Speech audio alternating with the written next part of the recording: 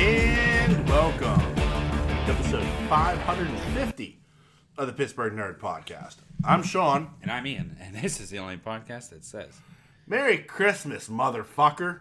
nice. Yeah, I'm sure Samuel L. Jackson said that in some movie somewhere. Somewhere. Yeah. So how are you, sir? Good, I'm having an allergy attack. Oh, that's the worst. I've got a head cold. You got an allergy attack. Yeah. Anyway. Awful. So, yeah. Yeah. Merry Christmas, motherfucker. Yeah, you too. Thanks. Oh, my. I gotta tell you, I went shop. I had to go. I do my weekly grocery shopping every Saturday. Okay. So, of course, I had to go out today. Giant Eagle in White Oak was packed. People everywhere. So it was the one on West Mifflin. Yeah. And, like, the only good thing about it was they had every single line open. Well, that's good. Yeah. So, like, I stood in line, but, like, it wasn't like a situation where I was like, you know, there's 5 lines that are closed. What the hell? Like, no, it was like every line was open. So, but still, I was just like, come on, man. I went up to Giant Eagle. Like, I got most everything done. Yeah. But today I had to get gift cards. And I always do that last. Yeah. And usually it's not that bad. But so I went out to get gift cards, and we had to get stuff for dinners. You know. Yeah. Like Christmas dinner. Yeah. All that jazz. And, oh my God. All right, so so I went to Sam's Club, and that was a freaking. I can't even imagine. Like, I get, like, there are people who, like, procrastinate until, like, Mary's water breaks. Yeah. And then they're out doing their Christmas shopping. Like, I get that. But, like. Well, I was there to get food. Yeah. And I know that at Sam's Club, you can get, you know, I went with a rib roast this year. Yeah. Which are expensive. Right. But I know I can get it cheaper at Sam's than I can get it at Right, Giant Eagle. Giant Eagle. Yeah. Not much, but still, I mean, you're paying a lot for rib roasts. But, so I went up there, and the only thing that saves me at Sam's Club is that fucking scan and go. Yeah. It's like, scan my shit, Yeah. pay it, and I'm out of there. I Yeah. don't have to wait in any line. Which I love. Giant Eagle used to have it, but you couldn't even get to that machine today. Yeah. Giant Eagle, they were serpentining on self-checkout. Yeah. There was like a triple serpentine. I'm like, holy shit. So the line I got in was, you've been in West Mifflin Century 3. It's been a long time, but yeah, I've been in. But you know how long those aisles are. Yeah. Going back, you go all the way Yeah. back. This was about halfway down an aisle Wow. with carts Yeah. for one cashier. Yeah. That was just like number 9. Yeah. And they were like that everywhere. Yeah. You couldn't get through the front of the store. It was a nightmare. Wow. So I did that. Went there. And, that was pretty much the day. Standing in line. And I went to G's Christmas party. Right. And he got me tickets to see Iron Maiden next year. Yeah. So that was good. That's cool. Yeah, it was a good gift. And I'm trying to think what else I did today. Not much. Anyway. Watch The Creator. Did you? That's on. I just saw it was on Hulu. Yeah. So I want to watch that. That looks very good. It was. Yeah. It was very good. Yeah. I liked it a lot. Yeah. Good science fiction, good story. Ending was a little confusing for me, and yeah. But I liked it. It was a good movie. Yeah. And I watched the latest Mission Impossible. What's that on? I rented it. Okay. It was like $6. Yeah. Because I keep waiting for it to come on Paramount Plus. Yeah. And in fact, I watched 2 Mission Impossible movies this week because I wanted to watch that so bad. I'm like, I can't wait for this. Yeah, it was really good. I don't know if it was better than the last one. Yeah. Because the last one was really good. Yeah. But this was good. But this was the first time that I saw Cruise. There was a couple times in this movie that Cruise looked old. Wow. Yeah. Wow. First time. Yeah. I saw that. Yeah. You know? Because, I mean, look at him at Top Gun. Yeah. I mean, he does not look old at all. No. And in this one, it got to a point where I was like, wow, you're looking a little old there. The vampires finally losing power. A little bit. Yeah. Just a little bit. But it was the first time I saw him and looked at him, and I was like, yeah, you're up there. Yeah. Yeah. It was just his facial expression. Yeah.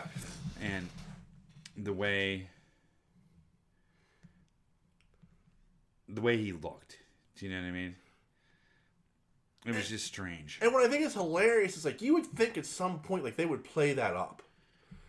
Yeah. Like, they would play, like, you know, dude, you're 60-something.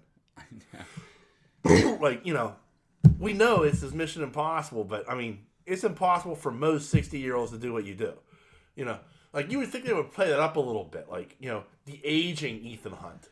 Like, he still has it to an extent. Right. But no, like, he plays it like, you know, I'm 30-something. Right. Ethan Hunt is still 30-something. You know? Right. And it's like, dude. Like, even Indiana Jones got old. Right. You know? So, like, that's that thing. Like, as good as those movies are, and they're all pretty much really good. Right. Some are exceptional, some are just okay. But, like, they're all, like, watchable. Right. And, like, it's just like that. You'd think, you know, man, this is the 6th movie. You've been doing it for 20-some years. Like, you know, Ethan Hunt's got to get old at some point. You know? Yeah, I know. No, I agree with you. Like, Luther and Benji are. You know? Excuse me, I have that cough. But, yeah, like, Luther and Benji are getting old. Like, right. It's really admitted, like, yeah, I can't do that anymore. There's Tom Cruise just plowing away. Right. Running 1,000 miles an hour. He does. It's crazy. But, yeah. So, but I liked it. It was a good movie. Yeah. Effects were good. Ving Rhames was really good in it. Really good. Yeah. And, of course, you know, Sean, what's his name? Scotty. What's the fuck is his name? No, good Simon Lord. Pegg. Simon Pegg, yeah. Was good. Yeah. So then I stumbled upon. It's really weak sauce out there as far as shows. Like it's hard to find something for me right now. Okay. Because I don't have Apple TV. I wish I did, but I don't. Yeah. So it'd be cool to get into those shows on Apple, but I just don't have it. Right. So I watched Yu Yu Hakusho. It's a Japanese. I saw that. That looked interesting. It is good. Yeah. Yeah, and it's like it's really good. Yeah. Like Japanese, like in Japanese they do. How do I explain this? You can tell. Well, I've been watching so many of them for so long now. You can almost tell Korean films. Yeah. Versus Japanese. Right. Right. Yeah. And this is all you don't have. Like you can do this all in English. Right. I mean, it's dubbed in English. Yeah. So it has that corniness just that comes with dubbing. Right. That's in anything. I mean, I watched. I don't know if I said this, but I watched second season of Ragnarok, or the last season of Ragnarok. Yeah. You know, and that's dubbed. Yeah. Too.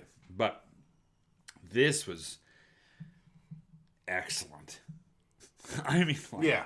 I really dug it. Like the storyline, the effects.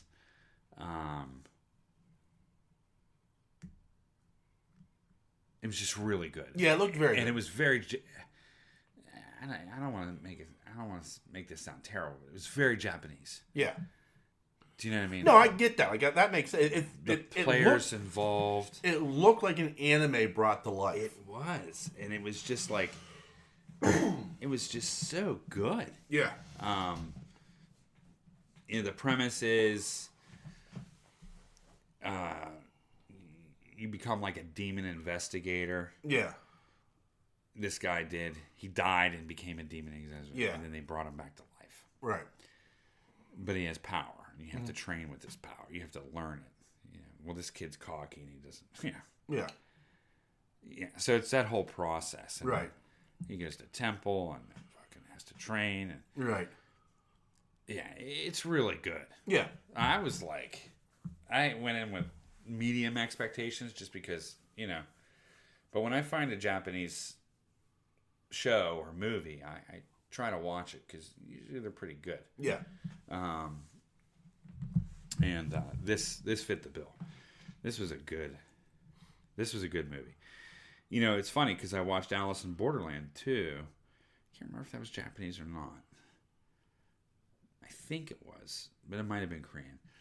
But the first season was great. I don't know if I mentioned this on the cast either. First season of Alice in Borderland was like really, really good. Yeah. Second season, like that Sweet Home. Yeah.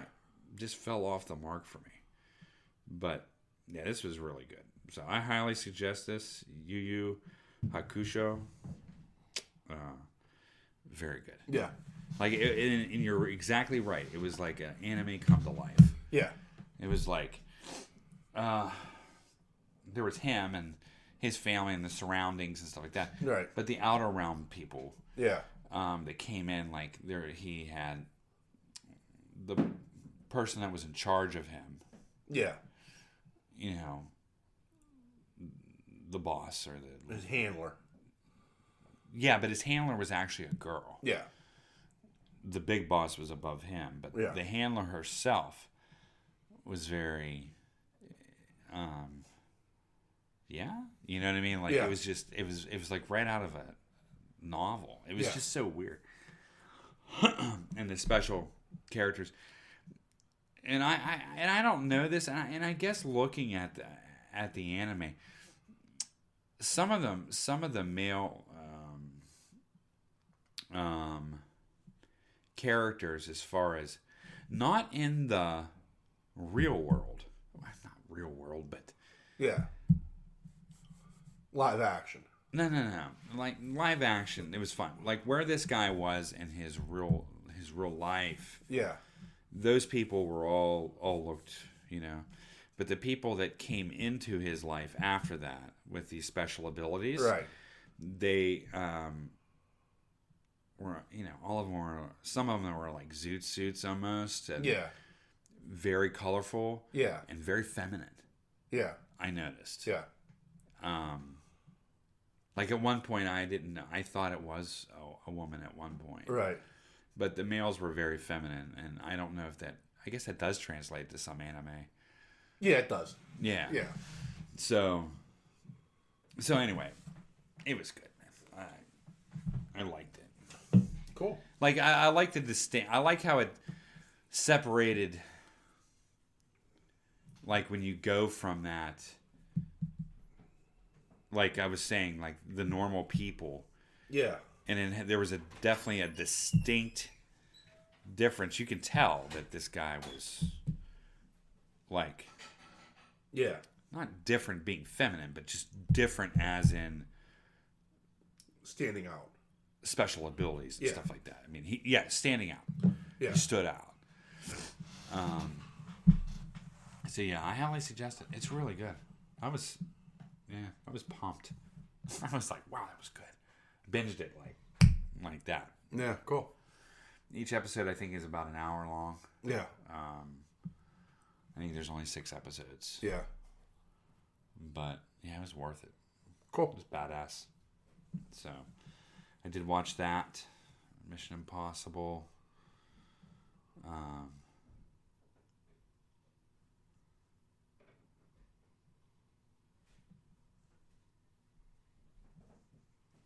Anyway. Back to Mission Impossible. I really like the premise behind this. Yeah. I don't know if you read anything on the premise. A little bit, yeah. And this is part 1. Right. But I did like the premise of it. Like, the whole computer, you know. Yeah. AI and stuff. Yeah. I was like, wow, that's interesting. It is. To me. It is. You know, it's not just some kind of spy caper. Yeah. You know, there was a little bit more thought put into it. Well, I like it. They've kind of found a guy in Christopher McQuarrie, who's the writer and director. I don't know how much he writes as much as like he comes up with ideas for the stories. But like I know he did.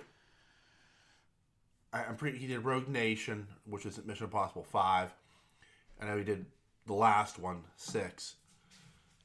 And then he's doing this one and the next one.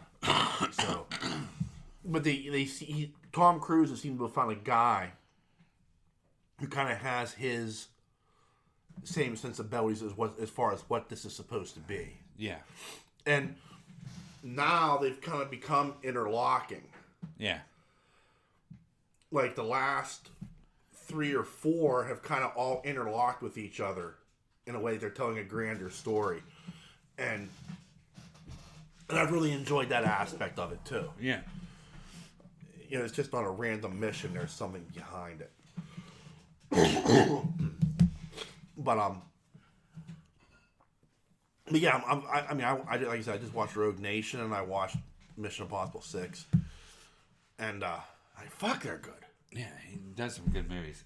I liked. This is the only thing I'm going to say about it. I'm not giving away anything, or Yeah, you know, but there was this part where the AI got into something, and this guy was walking through the airport. Yeah, and it absolutely made him invisible. Yeah, like it was the coolest thing I had ever looked at. Like, and they were saying, "Okay, play back the security tapes." Let's, you know. Yeah. And literally, you can see the wave. Like he's there, and he starts walking, and then that's it. Something flicks, and then like you cannot see where this guy's at. He is completely invisible to the entire airport. Yeah. And he's there. He's walking around. Yeah. But somehow through the, you know, through the computers and everything like that, he takes a step, he becomes invisible. It's crazy. The thing I find most interesting about the Mission Impossible movies is, for years, the biggest complaint about the Bond series was he relies too much on gadgets. Mm-hmm. Like, there's just, the gadgets were just outrageous, and, this is just too much. And we wanted Bond to get away from gadgets, and which they did with the Daniel Craig movies. Mm. Yeah, they got away from the gadgets almost entirely. Yeah. Like with this, like the gadgets are there, and they play a role, and they're like the technology's outrageous. It doesn't exist. Mm. But you buy into it more, and I think it's because of the physicality of Tom Cruise. Right. Like, Ethan Hawke doesn't rely. Like, the gadgets are a tool that he uses, but he doesn't lean on them. Right. You know what I mean? Like, you know, there's always going to be a scene where he has to run 3 miles at top speed for some ungodly reason. You know? Yeah, this one he's chasing down a train. Yeah. Yeah, exactly. On a bike. Exactly. In, the Alps. Yeah, like there's a ridiculous car chase sequence that there's no gadgets. Like he's driving like a mid-sized Volvo for some reason. You know, like it's always something like that where like, but then like you have like the rubber mask that comes into play at some point, and you know stuff like that. Like it's like interesting to me like how like we dogged the Bond franchise, especially Pierce Brosnan, for like oh, the gadgets are just too much. Oh, the invisible car is ridiculous. But yet, with Mission Impossible, we forgive it. And I think it's only because of how physical Tom Cruise is with the stunts and everything else that's involved with it. You're like, fuck it. Yeah, but I mean, the gadgets play a part. Don't get me wrong, but they're not the whole main story of the movie. Yeah. You know what I mean? Like, Yeah. I mean, you could see it coming in those older Bond films. Yeah. Where okay, the missile's gonna shoot out of the fog light. Yeah. You know what I mean? Right. Or, there's an ejector seat in the passenger side. Yeah. Didn't see that coming. Yeah. With this, it's more like modern technology, and it's like right on the edge, right? You could see it almost being possible, Right. but then no. Right. Like the mass technology. Could that be possible in the near future? Yes, with Right. 3D printing and stuff like that. Right. I can see that. Right. But not in 10 minutes. Yeah. You know what I mean? Yeah. You know what I'm saying? Like, there's a lot of, like, stretches. Yeah.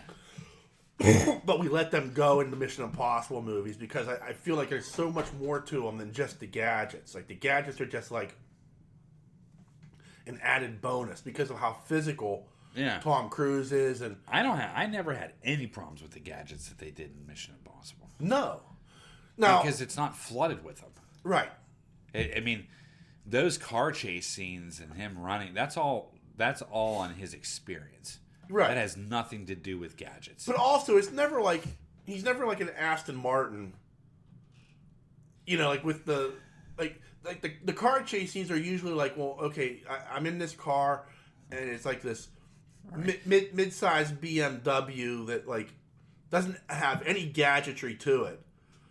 But now I have this, like, ridiculous car chase sequence in this car. Can I tell you one thing about this movie? Yeah, sure. So, they're running, of course, you know, it's a chase scene, right? And he started out, and I don't know what he started out on, but yeah, he had to get a car. And he pulls up his little computer or whatever. And yeah. There's always a plane and car somewhere. Right. For him. Yeah. Just in case. Just in case. There's a plant somewhere that he can get to that he can get in this car. There's a BMW M5 just waiting something. for him. Yeah, there's something. So he's like, that's right. It's coming up, you know. And they're running. And they get into this, like, a lot of vehicles. And there's, like, a fucking Ferrari and these high-class fucking cars. And you're like, oh, shit, he's going to fucking get in one of these and fucking just... Yeah. It's going to be incredible. It's like and he gets into a fucking Yugo. You know what I mean? Like, it's fucking like a two-seat, you know, European smart car. Yeah. Yeah. And not even a smart car. It looked older than that. Yeah, I'm sure, yeah. It had smart technology inside, I think, a little bit, maybe. I can't remember if there was a screen inside. Right, but it was like, that popped up. Right, but I think those little European cars for like rusty. Yeah, like for just driving around the city. Yes. Yeah. And he was like, yeah. You know, that was funny. So there's a lot of moments like that in this movie. Yeah. Where it's just like, that's why it's enjoyable. Yeah. No, I agree. I don't care what anybody says. I love Tom Cruise movies, and like he always usually puts out a really good movie. I agree. Rockstar or whatever, that was not a good movie. No. But I mean, like, and he's had a couple clunkers, but for the most part, I'd say 90% of Tom Cruise movies are good movies. Yeah, I agree. And they're very entertaining. Right. Like, from War of the Worlds to Mission Impossible to... Like, off the top of my head, the only two I can think of is, like, that Rockstar, that musical, and The Mummy. Yeah, but I can get through The Mummy. Yeah. I mean, it's bad. I know. Yeah. But the action scenes are good. Yeah. That's why he's doing it. Yeah. But, I mean, like, it's like, those are, like, the two clunkers, like, I can think of off the top of my head. Like, after that, it's like, maybe Far and Away, but even that's not that bad of a movie. No. I liked Far and Away. Yeah, I like Far and Away, too. And I think they got on him about his accent and that thing. Yeah. Yeah. But, whatever. Yeah. I just thought, you know, yeah, Mission Impossible. just a good movie. Another Cruise hit. Yeah. My go-to is always, I always watch it. I don't know why, but I love War of the Worlds. It is a good movie. I mean, if it's on, I'll Yeah. leave it on. Yeah. Because it's a decent movie. It is. It's very good. Yeah. His acting, I think, is really good in the movie. Yeah. Like, being terrified, you know? I think it's an underrated Spielberg movie. I think it's an underrated Tom Cruise movie. Yeah. Seems like I watched another End of the World show.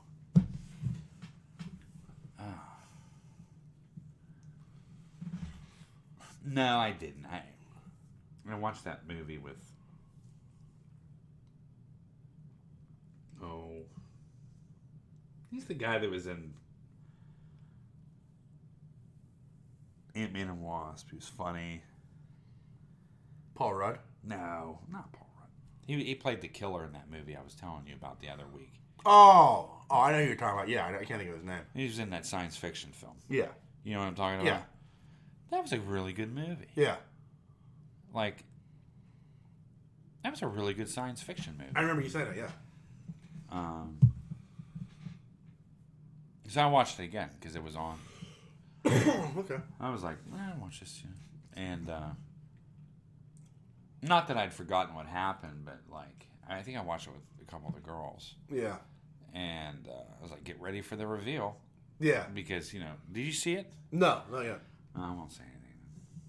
But it's a good plot twist. Yeah. Like, it's one of these movies that the plot twist actually, if there is a plot twist, you know, because some movies really fail on the plot twist. Right. And this was one of those movies that the plot twist did not fail. Yeah. It was, like, on the mark. Yeah. You know what I mean? Right. And, yeah. And I also watched that Julia Roberts movie. It was horrible. I told you that was awful. Yeah. I couldn't get... I don't... I lost interest probably about 45 minutes in. So I started, you know... Yeah. I was on my phone. Yeah. And then, like, it was just background. And by the end of the film, it was just background, and I didn't care what happened. Yeah. I couldn't understand it. It was just...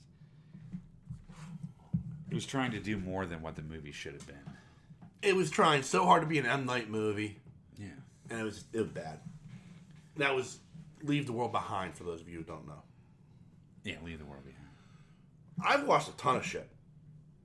I was off for 3 days. So, I did watch The Family Plan, which was Yeah. Mark Wahlberg. He was a hitman Yeah. or assassin, and he's walking the straight and narrow. He has a family now, and he gets found out, and they're on the run. Yeah. It was an amusing movie. I mean, I like Wahlberg. It wasn't groundbreaking by any stretch of the imagination. Like, at the end of it, I was like, "Oh my god, this is amazing!" It was a fun movie. I enjoyed my 2 hours. Yeah. I mean, Wahlberg's good. The whole cast is good. I liked it. Yeah. I mean, if you have Apple Plus, I recommend that. Okay. Then on Netflix, I watched Gran Turismo. I saw that was on. Yeah. It's okay.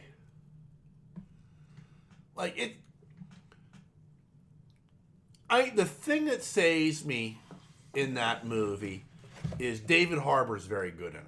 Okay. I like David Harbour a lot. Okay. Like the guy who's the main character, the main character was not all that likable. No. I thought, because it's supposed to be a movie where you're like, this is the guy you're rooting for. Right. And I wasn't rooting for him. I was rooting for David Harbour. Right. So, I mean, by the end of it, it was enjoyable enough, but I wasn't, blown away by it. Okay. Right? But, so, I mean, if you dig that kind of movie, I'd recommend it. If you're not, I wouldn't go anywhere near it. Okay. And then I watched a movie called Hunter Killer. This is a I can't think of his name though. The guy from 300. Gerard Butler? Yeah, Gerard Butler. Yeah. What's it called? Hunter Killer. He is the commander of a submarine, a U.S. submarine. And there is an attempted coup in Russia. And he has been tasked with going into Russian waters and rescuing the Russian president. What's this on? It's on Netflix. Really? Really? New movie? No, like from 2018. Oh, okay. This is the other thing that caught my attention. I thought I've seen most all of his movies. But... like I was like, okay, Gerard Butler, and I'm watching, kind of like watching, how like give you like a trailer for shit like that. Uh-huh. I'm watching, I'm like, oh shit, that's Linda Cardellini. I'm in. I love me some Linda Cardellini. Fine actress, but a smoke show. I'll say it. So, it's ridiculous. It is a fucking ridiculous movie. But it was fun.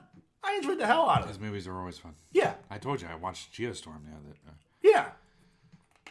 That movie's fucking awful. Oh, but it's fucking But it's fun. Yeah. I watched, he came out with, I mean, he's like become like the Liam. Yeah. Yeah. And I watched a movie called Plane. I want to see that. Yeah. Because it has Gerard Butler in it. Yeah. It was great. It was a classic Gerard Butler movie. Yeah. Now, he does play in some movies that are better than that. Yeah, like the Angel series. Like The Angel Has Fallen and... Yeah. Yeah, Olympus Has Fallen. Fallen series, not the Angel series. Like, yeah. Shit's fallen. Yeah, that's some good shit. Yeah. But he gets into these lower movies, but I don't care. Yeah. He's entertaining. He is. Yeah. I like how a lot of the times he's playing the guy that he's just there. Yeah. And is like, because a lot of his movies, he doesn't have any like military background or experience, or you know what I mean. Like especially in that movie, when there's that Geostorm. Yeah. Like he was just an architect. Yeah. Do you know what I mean? Right. Like he killed his first person. You know, like yeah, with the hammer. You know what I mean? Like he wasn't that guy. Right. You know. He becomes John McClane in a lot of his movies. He does. And like, yeah, he does. It's like the McClane effect. Yeah. Yeah. But, you know, when you see him in that role as just the guy. Yeah. It's so weird to me because I always put him on that 300 standard.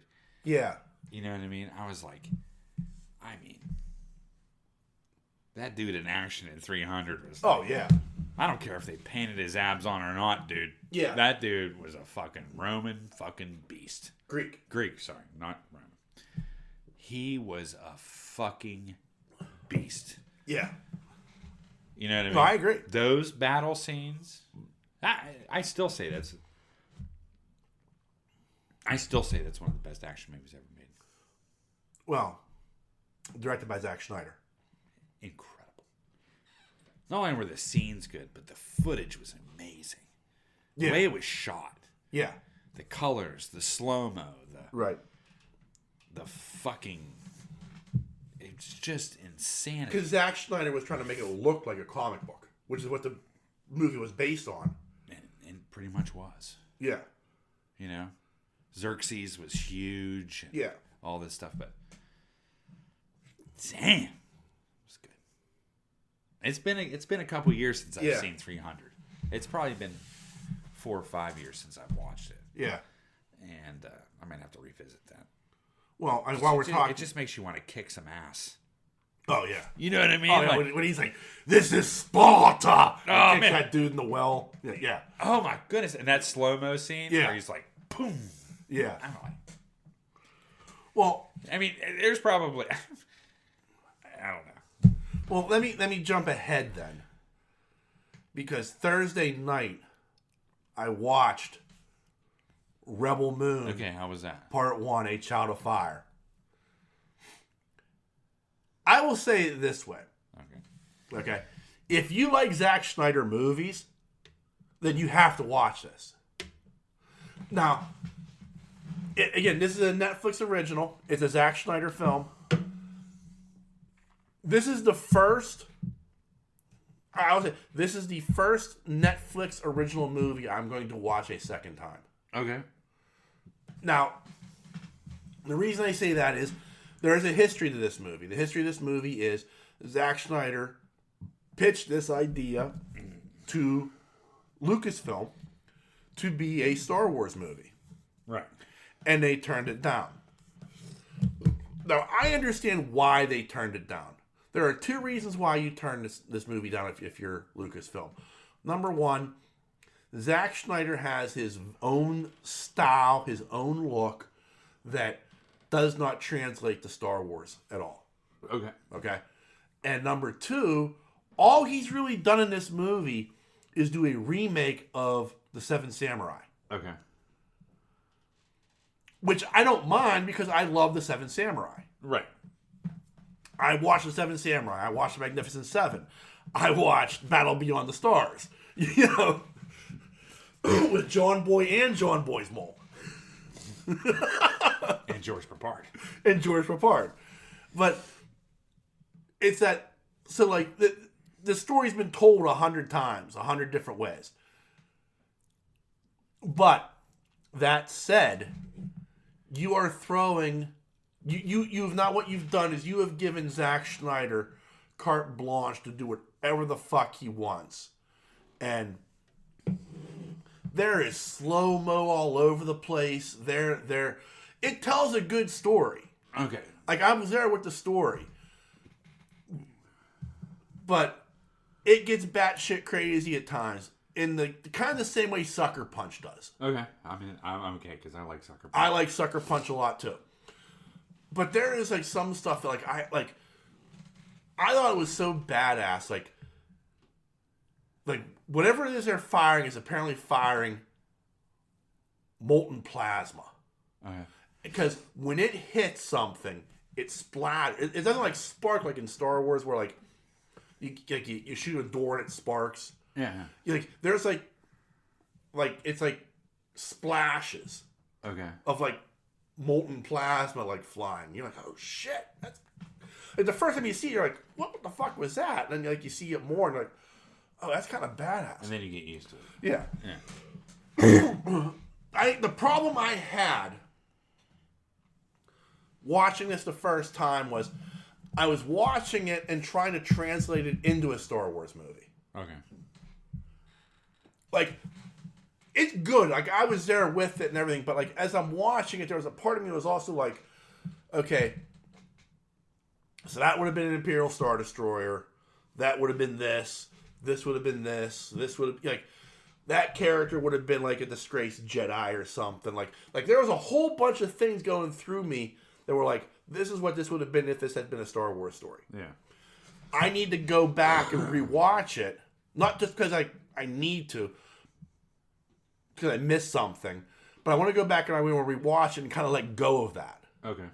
Because there was that part of me that was like, how would this have fit into the Star Wars timeline? Where would, like there was a lot of that type of thing going on in my head. Okay. So, like, to me, like, it's like, okay, I need to go back and kind of rewatch this and let go of it being like an idea for a Star Wars movie and just enjoy it for what it is. Right. Because it's, for me, and I'll say this, if you do not like Zack Snyder's work, if you didn't enjoy Sucker Punch, if you didn't enjoy Watchmen, if you didn't enjoy the Justice League movies, don't watch this. Because you'll hate it. You'll fucking hate it. It's stylized as all get out. It's a Zack Snyder movie. It smells like a Zack Snyder movie. Right. But that's what I love about Zack Snyder movies. And so I'm all in on it. So if you don't like Zack Snyder, don't bother. Right. But if you're cool with that, get into this because it is badass. That's cool. Yeah. Cool. I'll watch it. Yeah. I'm ready. I've been waiting for it. Yeah, 100. Like, I got home Thursday night. I went to go see the Iron Claw. Iron Claw. That's the story of the Von Erich family. Oh, okay. Okay. Yeah. Okay. Yeah. And I'll get to that in a second. But I came home from seeing the Von Erich movie. I went straight home and fired up my TV so that I could watch Rebel Moon. Okay. Like, it was like, I gotta watch this tonight. Yeah. I have to. So, I highly recommend Rebel Moon. That's cool. I can't wait for part 2 in April. Nice. The other side of that is I did go see the Iron Claw. Yeah. For those of you who do not know, in the late 70s and through the 80s, there was a family in Texas, the Von Erich family. They ran world-class championship wrestling. And when did you watch this? Thursday night. Okay. And they were, I mean, it's considered cursed. I'm not going to spoil anything here by telling you, like, in real life, there were 5 brothers, 4 of them died. Okay. In the movie, there's 4 brothers. They cut out Chris Von Erich. And 3 of them die. It's a tragedy. It's a tragedy of a movie, and you look at it and you like, it's that thing of like, I had expectations for the movie, and there's what I wanted from the movie.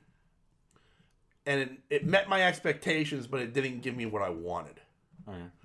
Because I knew it wasn't going to give me what I wanted. I wanted a movie about wrestling. It's not a movie about wrestling. It's a movie about family and feelings and like, and tragedy. I mean, like, and Zac Efron is the main character of this movie. He's the eldest brother, Kevin Von Erich. Uh-huh. And the weight that he carries, like, Zac Efron does a phenomenal job. And it's like, at the beginning of the movie, he talks about, like, all I want to be is with my brothers. Mm. You know, it's God, family, and wrestling. Like, those are that's what I believe in, you know. And I just want to be with my brothers, and I want to take care of my brothers. I want to make sure they're okay. And, you know, at the end of it, there are no brothers. Right. You know, and it's that the weight that he carries. And, like, a lot of people I've read talked about it, like, you know, I bawled my eyes out and stuff like that. And I didn't, because I'm numb to the fact, like, I knew the story. Like, right. I watched World Class Championship Wrestling back in the day. Like, I was a huge Kerry Von Erich fan. I was a huge Von Erich fan. The Freebirds came out of there. Mick Foley came out of there. There were a lot of people that came out of that territory that you were like, you know, wow, you know, this is Missy Hyatt. I was watching Missy Hyatt back then. And, so, like there was a part of me that was like, well, I'm not crying during this. So I probably because I'm numb. I've seen enough documentaries. I've watched enough interviews with Kevin Von Erich. Like, I'm numb to this. And then, spoiler alert. Not really, but it is. At the end of the movie, he's watching his 2 sons play football. Now, earlier in the film, the brothers were playing football with the dad. Okay. And he's sitting there, he's watching his 2 sons play football, and he starts crying. And his sons come over, and they're like, "What's wrong, Daddy? What's wrong?" And he's like, "Well, you know, I'm not a brother anymore." Yeah. And he's like, "Well, we'll be your brothers." You know, I'm just like, "Oh my God, that's so..." Yeah. She's Sally up. Yeah, Sally up. Hardcore at that moment. Yeah. But my only complaint about the movie is like I wanted a movie that delved deeper into professional wrestling, but it's not that movie. Yeah, and I understand that. And because there were guys like you know, the Freebirds were in there for a minute. You know, Ric Flair's in there, and this is my only complaint about the entire movie. I don't want to know who the actor was. I refuse to look it up. Whoever it was that played Ric Flair, that was awful. Really, I have heard better impressions from drunks at a bar of Ric Flair than that impression was. Really? It was sad. It really was. Like, I felt bad for whoever that actor was. Because it was a horrible...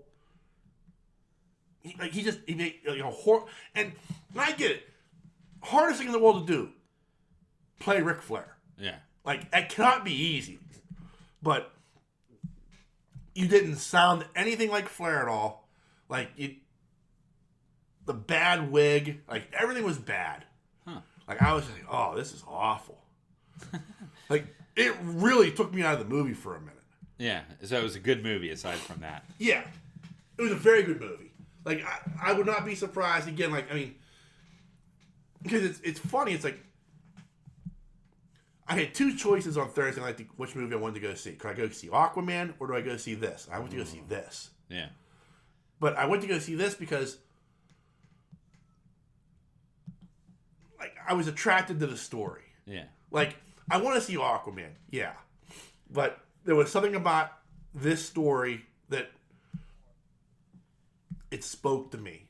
Like, in a way that of, like, these were figures from my childhood, and I know what their tragic story is. Yeah. So I chose to go see this. Okay. And I don't know if it's, like, Oscar worthy or not. Like, I think Zac Efron should maybe be given some sort of award because he was phenomenal. But so from an art house standpoint, I'm trying to compare it to Godzilla -1, and it doesn't measure up at all. But I feel like it's just because it's Godzilla. Yeah. You know.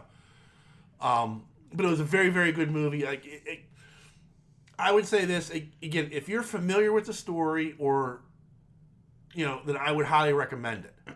Okay. Like, I just enjoyed the shit out of it because it was just really well done. Killer soundtrack too. Okay. Killer soundtrack. But overall, like, I just enjoyed it for what it was. It was a tale of tragedy about this family that, at one point you start to think, like, man, they're cursed. Yeah. It's just that simple. They're cursed. Yeah. But yeah, I saw that Thursday night. That's cool. Yeah. And then I also watched 64. 64. It's an Adam Driver movie. Yeah, I watched that. Yeah. Where it's like 64 million years. Like, Yeah, it wasn't bad. it was okay. Yeah, I mean, I thought it was okay. Yeah, I like Adam Driver a lot. Yeah. And I thought he was very good in this. Like, I remember when the trailer came out, I thought, oh, well, this is just bullshit. Yeah. But I thought, well, I'm going to give it a try anyway. Uh-huh. And it wasn't that bad. Nah, it was all right. It was entertaining. I watched it. It was like that interesting thing. Like, I honestly thought, like, okay, well, they're just going to, this is Adam and Eve, And when they put the timer on of, like, oh, by the way, here comes the giant asteroid that takes out the dinosaurs. I was like, oh, shit, here we go. Yeah. So, yeah, I enjoyed it. I mean, it wasn't great. It wasn't phenomenal. Uh-huh. But it was all right. I enjoyed it. I didn't, like, at the end of it, I was like, oh, that was a waste of fucking time. Right. Yeah. It's funny. Oh, and I did watch last night, because I haven't watched it in years. I watched Howl's Moving Castle. Oh, okay. I haven't watched that in forever. And That's a regular here. yeah, I know. But, like, I haven't watched it in a very long time. It was fun to revisit. I'm going to go through a few of those. Like, some of them I haven't seen. Like, I don't think I've ever seen Princess Moonskay. Okay. Like, I think I'm pretty sure I saw Spirited Away. Okay. I know I've watched Howl's Moving Castle before. But, like, a couple of others I don't think I've seen. So I think I'm going to start going through those Studio Ghibli movies that are on Max and start watching those. Yeah? Yeah. You should. Yeah. They're very popular in this house. Well, I mean, they're very... First off, I mean, extraordinarily well done. It was a good story. They're beautiful. Like... Oh, yeah. The artwork in that is so well done. Agreed. So yeah, I think I'm going to go back and kind of try to get through those. Maybe one a week or something. Yeah, you should. Yeah. All right, so yeah, that's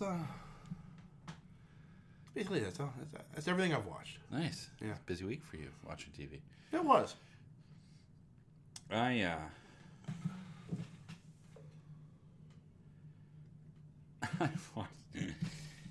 watched.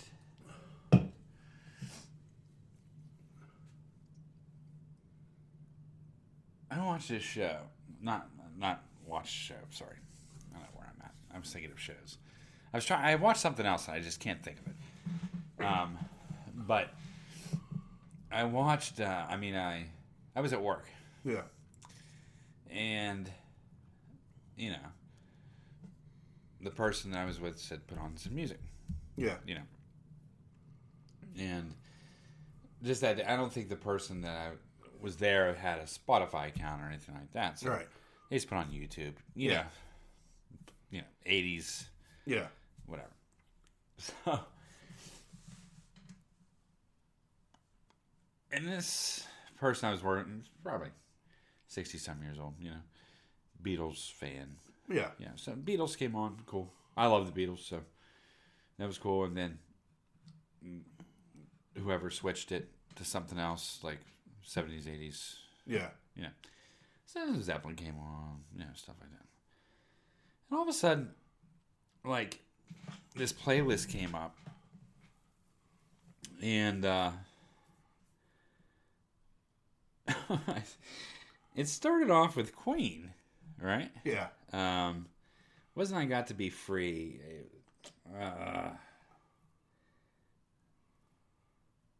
Can't remember. I remember the song. So we're listening to this, and the music's on par, you know, musically. Yeah. And I was like, that's not Freddie Mercury, you know. Yeah. I was like, and he looked at me and was, you sure? And I was like, I don't, I'm pretty certain that's not Freddie Mercury. Yeah. Freddie Mercury's sound is so distinct. Yeah. That I don't care who's singing it. You know, it's sort of like that thing with Steve Perry, right? Yeah. This guy's amazing. That sings for Journey. Right. Amazing. But he's not Steve Perry. But he's not Steve Perry. Yeah. Steve Perry, there's something about, that's Steve Perry. Yeah. Okay. And I was like, that's not Freddie Mercury. And so it went on. And a couple other songs. And, REM came on. Well, what I thought was REM. Losing My Religion. So it started off. You know.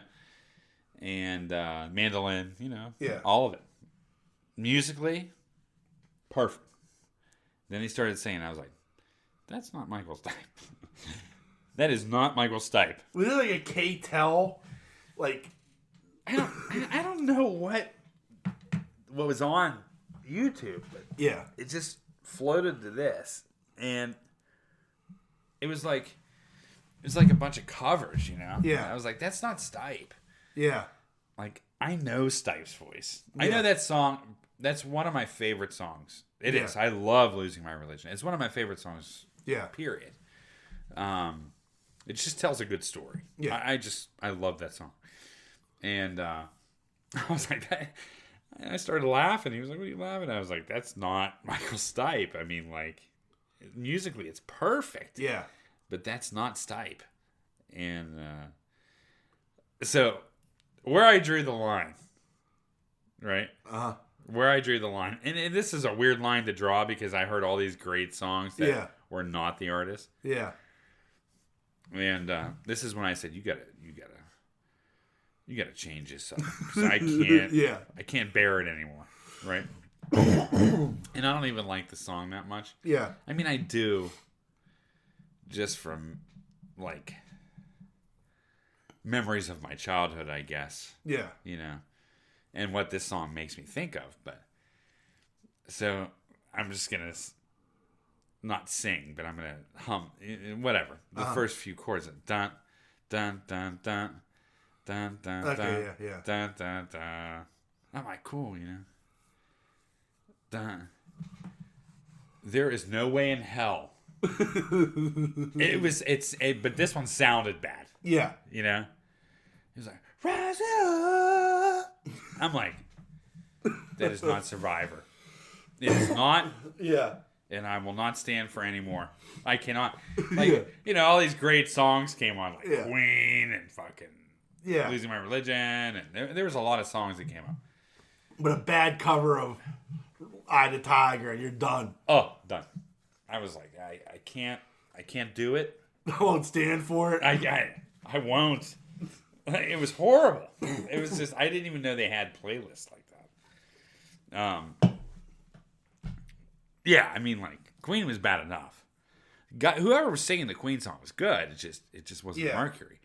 And like whoever was singing Losing My Religion was good, but it wasn't Michael Stipe. But this was like, just wasn't even near. Well, I remember in the 80s, and I think it was K-Tel. They would sell, like, tapes of, like, collections of 80s music, like, back in the day. And it would even say, like, you know, Survivor's Eye the Tiger. Yeah, but it was, like, a cover version of, like, their, like, house artist doing it. Yeah. And they did that a lot in the 80s. I had a tape of that, and I was like, this is fucking horrible.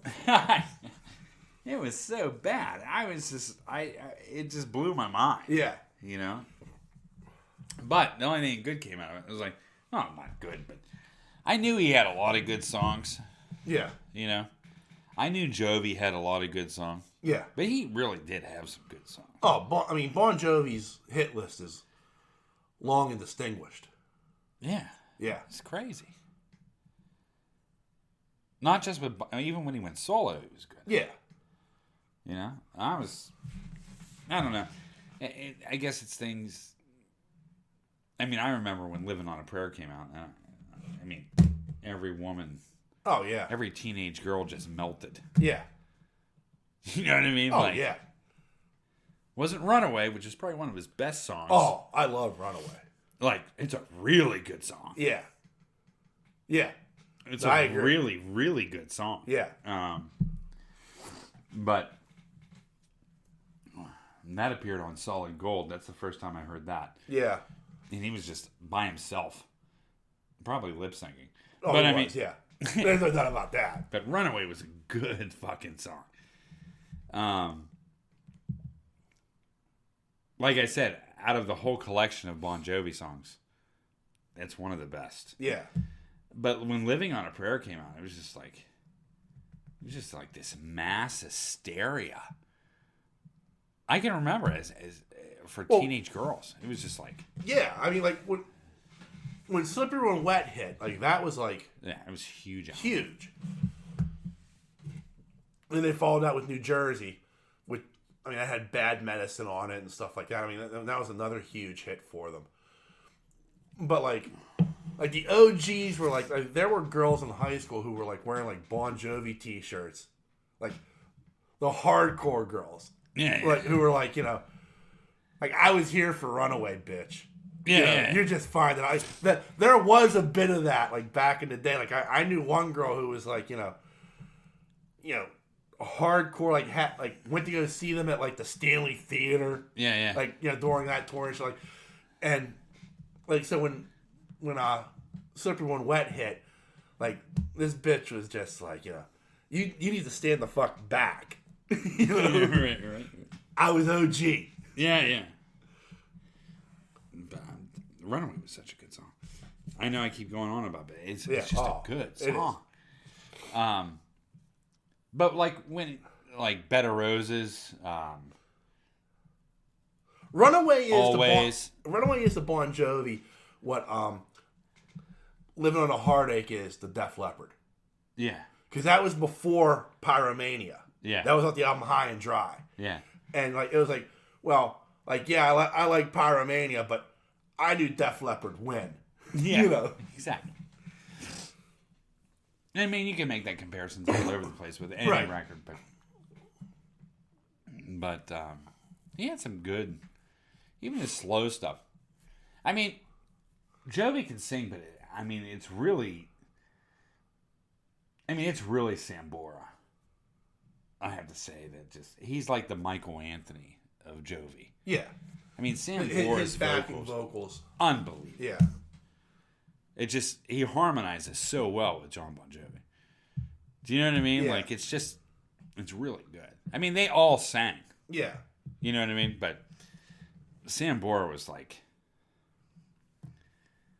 I don't know if I'd say the backbone, but yeah, he was number one. Yeah. If that makes any sense in the nerd world. You know what I mean? Like, Sambora's, his vocals were pretty good. I mean, for most guys, it was like you played like Bed of Roses or I'll Be There For You. Yeah. Like, you're getting the cop a feel. What was, what was the one in Pittsburgh? I'll Be There For You? No, that was Was that Dead or Alive? Yeah, that was Dead or Alive. Crazy, right? Yeah. Yeah, because I mean that was like that was kind of like their version of Turn the Page. Yeah, but that was a good song. Yeah. I mean, Turn the Page was a good song too. Yeah, Turn the Page. But like Seeger's like This Is What Life on the Road was Turn the Page. Dead or Alive was like Bon Jovi's version of that, and we just got lucky that they filmed that video in Pittsburgh. Right. Yeah, you're right. There were a couple girls I know that were in that video. But the whole thing the funny thing is with that song, it's so funny because I always relate that song. It's with the Deadliest Catch, right? Yeah. Because that's Deadliest Catch's theme song. Yeah. Through the whole thing. It's a great pickup. I mean, it's a great theme song to have. Yeah. Dead or Alive. Get it, But they ain't catching carp down on the Mon. Yeah. Yeah, you know what I mean? Let me tell you something. You ain't pulling a dead cat out of the water. Yeah. Yeah. Tell me about it then. Yeah, life in the Barren Sea is tough. You ain't been on the Mon. Yeah. Yeah. Let carp eat people. Yeah. Yeah. Take the riverboat sometime. See what washes up when you get on the other side. Yeah. Arr. Arr. But, yeah, you set your crab trap down there. You tell me what you catch. yeah. Yeah, edible, I'll tell you that. You want to feel like endangered on a boat? Take the clipper. When you see those white caps on the Mon, you know. He ain't just taking tickets. Yeah. He's running the air conditioner. But no, I mean, no. I mean, I'm poking, but Yeah. none to those guys that Yeah. do that. It's a hard job, I wouldn't do it. and they're trained, and Yeah. a lot of them have military or you know what I mean. Like there's stuff behind that. So Yeah. naval, you know what I mean. Yeah. But I can't. I mean, I'm not going to diss the guys. No. But but he did have some good songs, man. Oh, yeah, definitely. I mean, Bed of Roses is a really good song. And as far as harmony wise, I think that's one of Sambora's best. Yeah. With Jovi. Yeah. You know what I mean? Like, and Always. Always is a great song. Yeah. Well, that also too the vocals on that are just absolutely amazing. Really. I mean,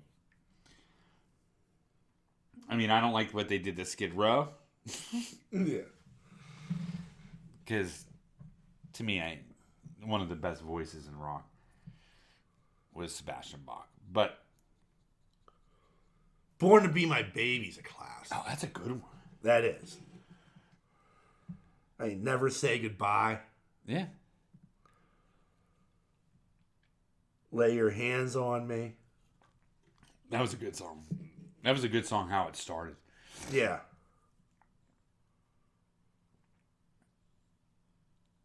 Jovi wrote a lot of that, I think, too. Yeah. Him and Sambora both wrote. Yeah.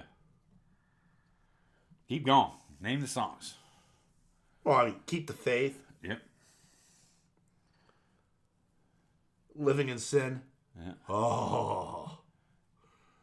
I love that. Like, that's classic. Saturday I'll be Saturday night, or someday I'll be Saturday night. That's a good one. It's My Life. That was a good one too.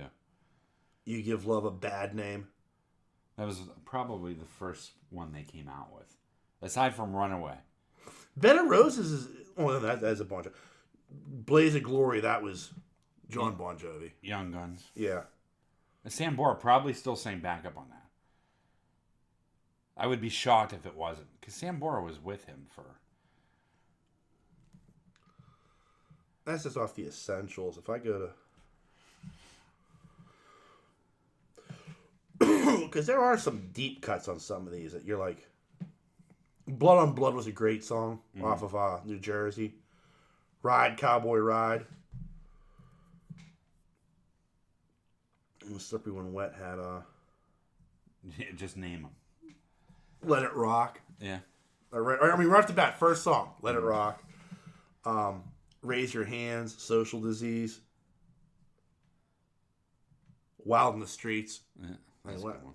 And some of those they didn't release. Like it was like you couldn't release the whole fucking album. You know.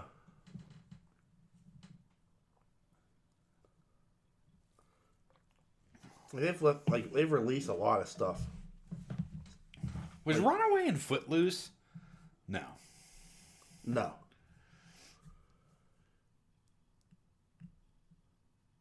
I'll Sleep When I'm Dead.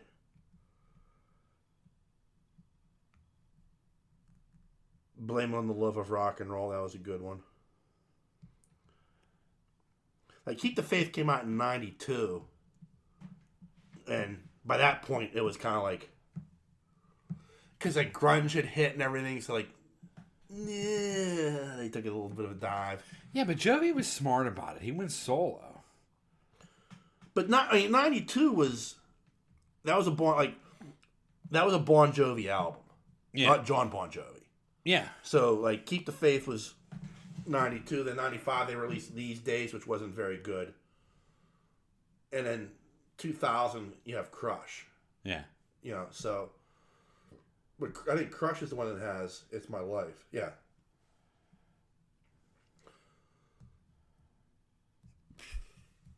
Okay, 85 was 7800 degrees Fahrenheit. That's the one that had... Runaway on it. Mm. Or no, it didn't. Runaway was off their first album. That was 84. Yeah. I could have sworn that was on 7800 degrees Fahrenheit. Oh, that has In and Out of Love. Yeah. Oh, that's a good song. So... Yeah, I mean... So, the thing is, you know, as much as we dissed Bon Jovi back in the day, you know what I mean? I never did. As I'm older, you know... I never dissed Jovi. I never really dissed him. I don't know. Like, I was always, like, in the Jovi camp, because it was, like... Because, again, you forget, like, the thing you got to understand about me is I didn't Yahoo it up until after I graduated high school. Yeah. Like, when I was in high school, I was a nerd. I played football. Like, and that was it. Right. Like, you know, I was either in somebody's basement playing Dungeons and Dragons or I was playing football. Right. Like, that was my life. I wasn't going to parties. Like, the one party I went to, I fell asleep at, you know.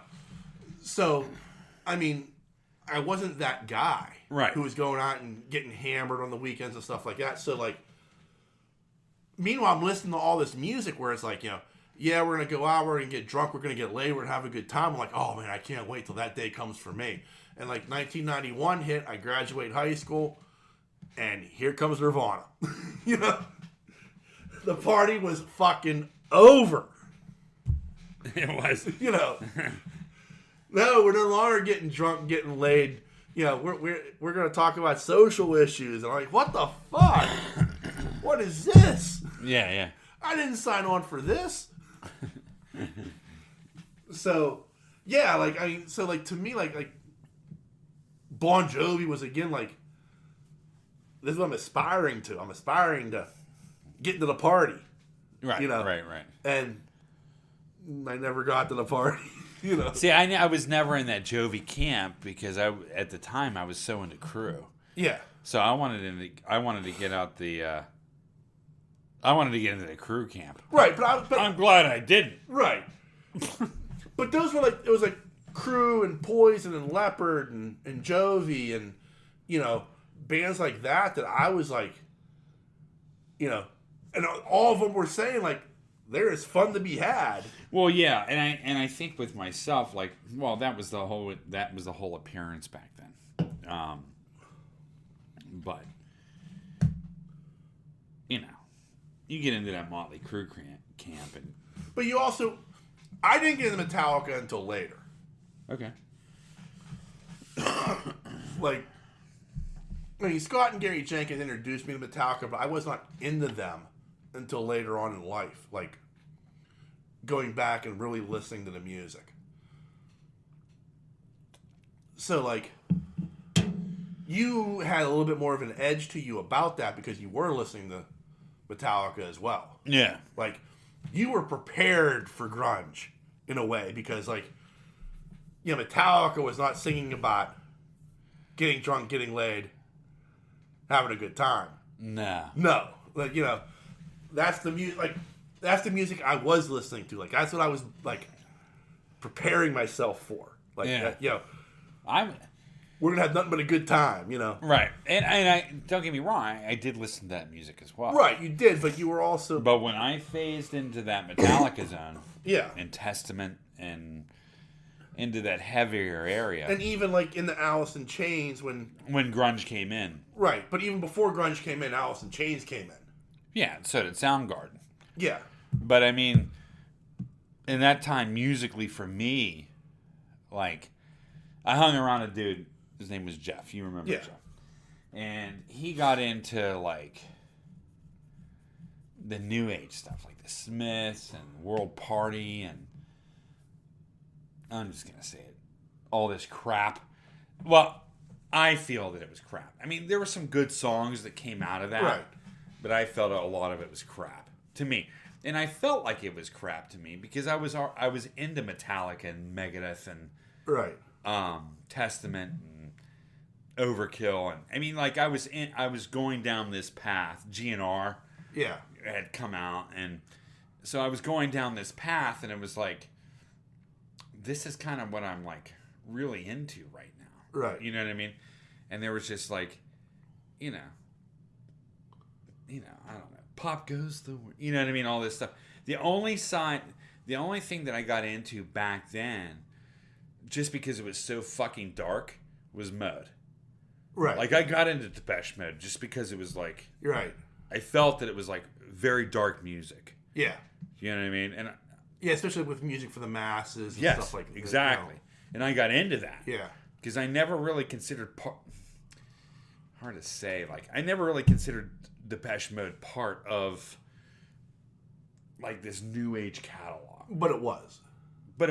Yeah. I know, but it was so much darker. Right. Like, I mean, like, I was like, listening to Midnight. Like, that was the thing. Like, I had this like duality of like, I was listening to like the hair metal stuff that I loved. Yeah. But I was also listening to like Depeche Mode, and I was listening to The Cure and Midnight Oil, and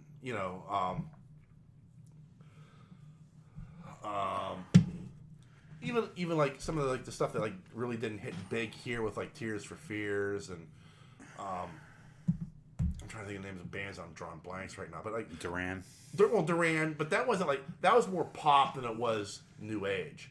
Yeah. But anyway, like New Order. Okay. The Smiths, Morrissey. Like I was like going down that rabbit hole as well. See, I didn't. I went the other way. Yeah. I was going for the heavier the better. Yeah. For me. Right. And I don't know. That's where I was at that time. Right. And that's why, like, even hair metal, I'm not talking Metallica, I'm not talking Megadeth, I'm talking, like, hair metal, like. Yeah. And Poison right. And the only ilk. bands that I really got into, I'm thinking at that age, because I liked Poison. I love Cinderella. Yeah. I still like Cinderella. I think, not still. I mean, after all these years, I will still go back and listen to Cinderella. Right.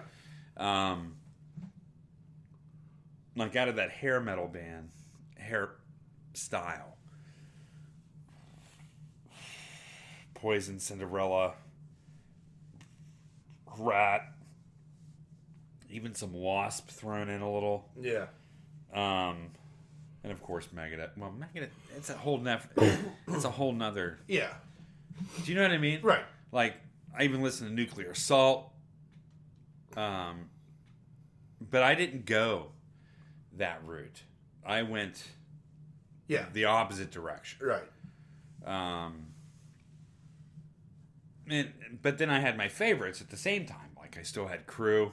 Yeah. Crew could do no wrong for me back in the day. Right. Whatever they fucking put out, yeah, I'm fucking there. Right. Because I love Motley Crue. And my buddy Doug liked Motley Crue too. Right. And, like, I mean, when I heard Too Fast for Love for the first time, I was fucking blown away. Yeah. Yeah. Raw. Like, I like that, you Yeah. know? But it's strange, though, because some of the bands I never got into. Like, I never got into Priest.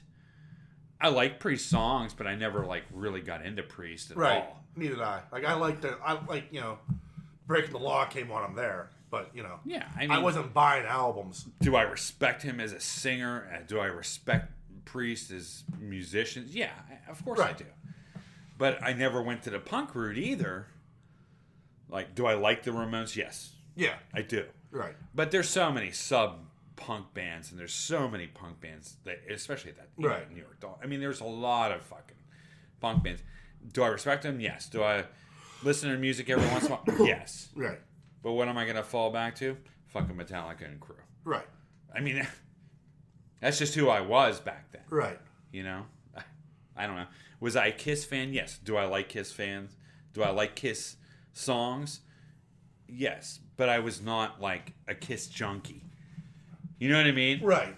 Like, I like Kiss, and I like some of the stuff they put out. I especially like the stuff, I don't know why, but, like, Heaven's on Fire. Yeah, like Kiss without makeup, I feel, is better than Kiss with makeup. Weird, right? It is. It's very weird, because most people, like, call that sacrilege. I know. But, like, yeah, I'm right there with you. Like, I prefer, like, don't get me wrong, I love Kiss with makeup. There's some great songs that they've done. But, I mean, like, you're right, like, Heaven's on Fire. Lick It Up. Lick It Up. Oh, it's terrible. Like, yeah. the message is horrible. Oh, yeah. Horrible. Domino. Yeah. Oh, yeah. Horrible. Yeah. But, I like the songs. But like I said, my fallback was always, God, and not now as much. Yeah. I mean, I do, of course, revisit those artists all the time. Right. But back then, like, I always fell back to Metallica, Crew. When GNR came out, I thought it was the best thing to ever hit the fucking planet. Yeah. Because they were fucking rock and roll. Oh, yeah. Yeah, there's no doubt about that, yeah. I mean, you know what I mean? Yeah. They were the complete opposite of where hair metal went at the time. Right. The beginning of hair metal was good to me. Like, the beginning of hair metal, I maybe can even throw Def Leppard into that mix, but somewhat. But the beginning of hair metal was completely different on where it ended up. And when GNR came in, that was at a bad point in hair metal. I feel.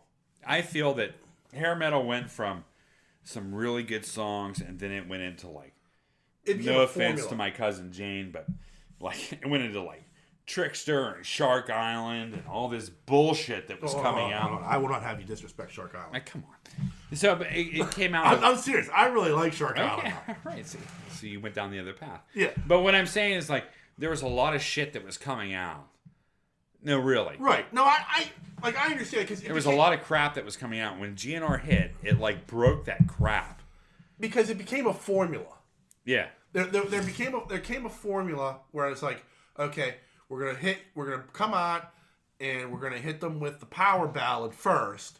So we hook the girls, and then we're gonna come in with that second song, and like it became this very. Hopefully, it takes off. Yeah, it became this very formulaic.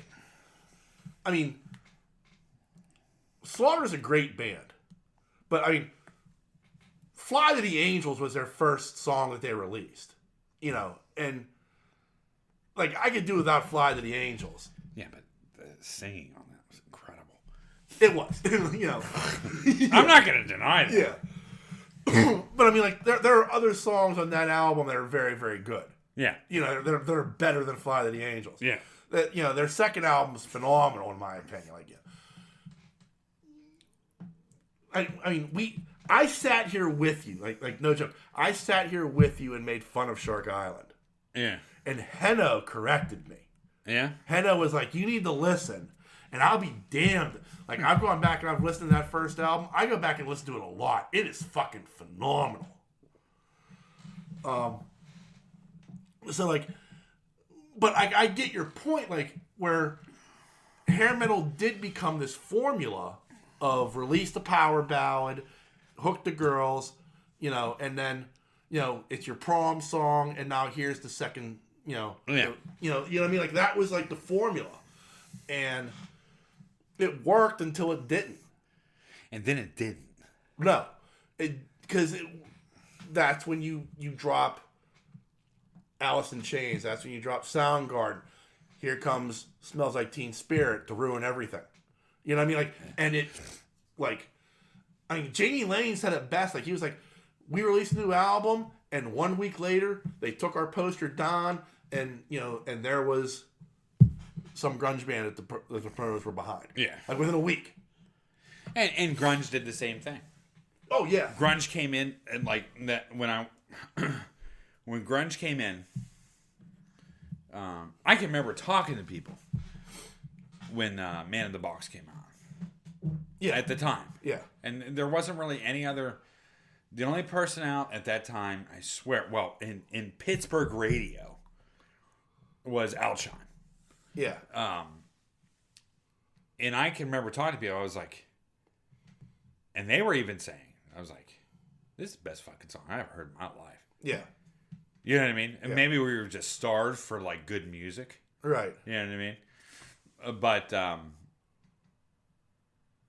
and within a year, it just... Yeah. I mean, hair metal was gone. It was. It was wiped off the face of the earth. It was. But then you look back at the Survivors. Right. You know what I mean? Right. And Crew. Because I never considered Crew, like, hair metal. Right. I just... There was never a point in Crew where I was like... I mean, Crew would look at some of these bands and say, man, these guys are fucking pussies. Right. They have never. They cannot hang with us. Even in, like, their softer songs. But even then there's that James Hetfield joke of, like, I thought I saw 4 hookers standing on the side of the road, and then we got closer, I realized it was Motley Crue. Yeah. Well, I mean, there's that. Yeah. But also, too, Metallica was very much more so talented than Motley Crue. I wouldn't go that. Oh, I would musically? I don't know. I would. Okay. Oh, for certain. Okay. I mean, Tommy Lee's a good drummer. Right? Right.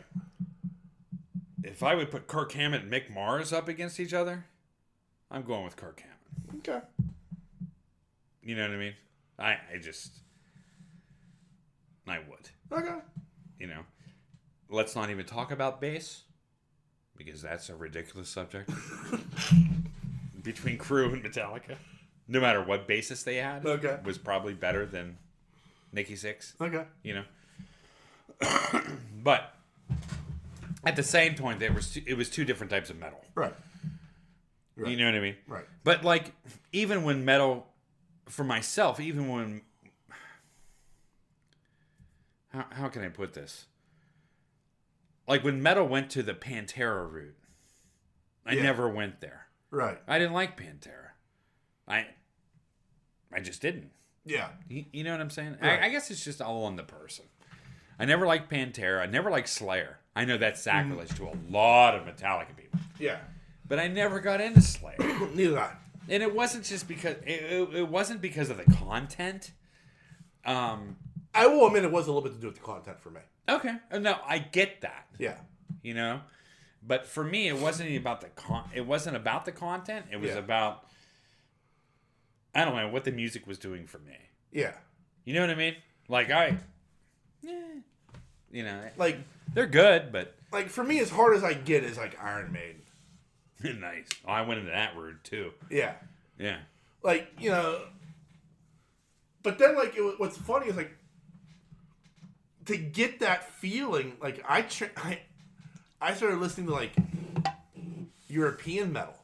Oh, like Hammerfall. Yeah. And Iced Man Earth. of War. Yeah. Iced Earth. Yeah. Yeah, like that was the stuff I started listening to. Yeah, I never went down that route. I mean, I listened to a lot of the music. Yeah. But I never did that deep dive. You know what I mean? Yeah. But those fucking musicians are fucking talented. And like I'm talking like I mean, like people thought like, and they are. I'm not. Yeah. Dream Theater.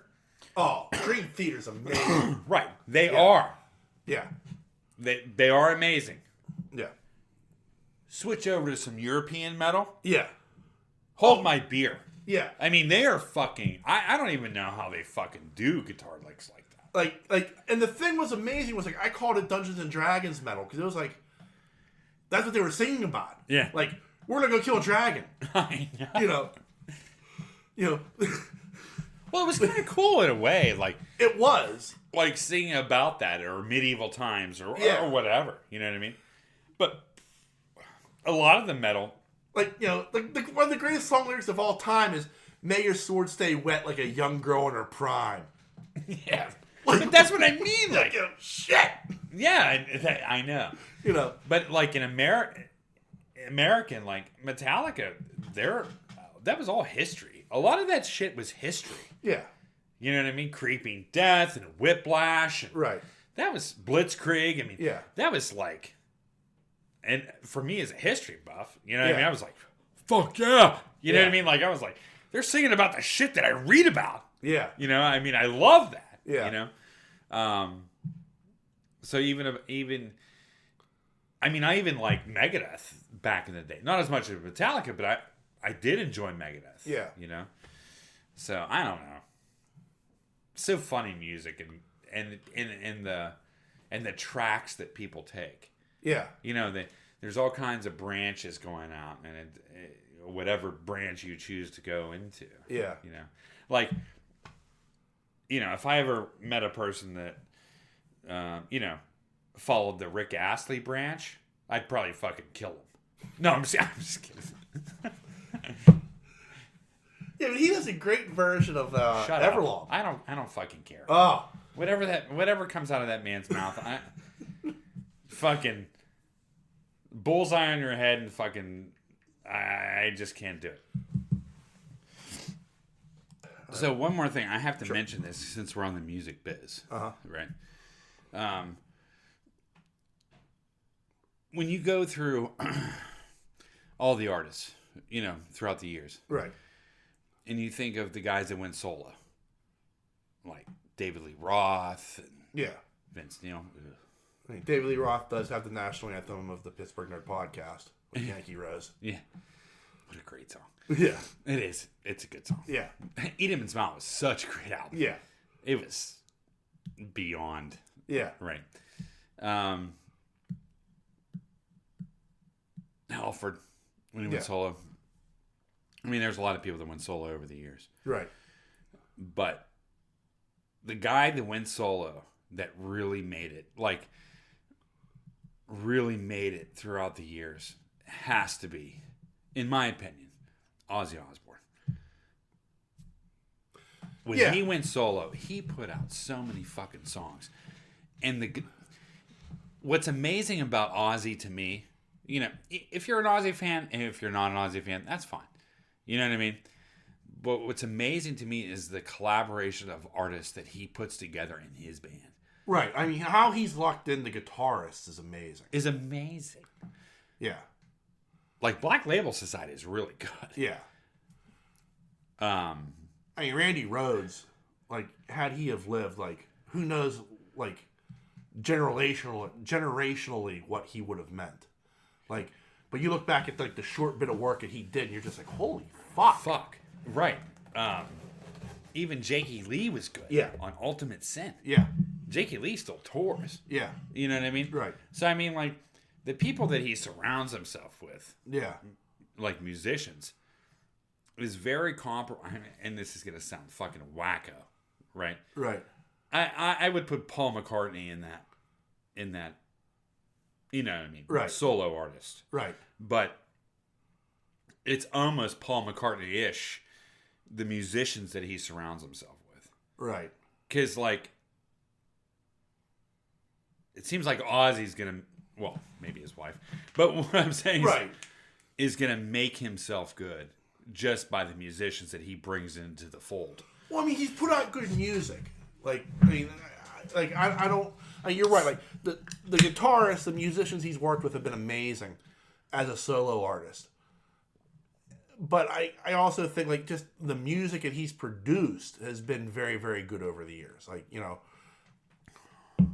there are some amazing songs that he's done as a solo artist. And I would throw one more into that mix. Okay. Not so much who he's worked with, but just what he's done. And people forget that he was in a band. Peter Gabriel. Agreed. Like, people forget he was in Genesis. Right. No, I know. They don't even know. Well, most people don't even know who Genesis is anymore. Right. I get that. Yeah. I get that. But, like, people forget, like, he was in Genesis.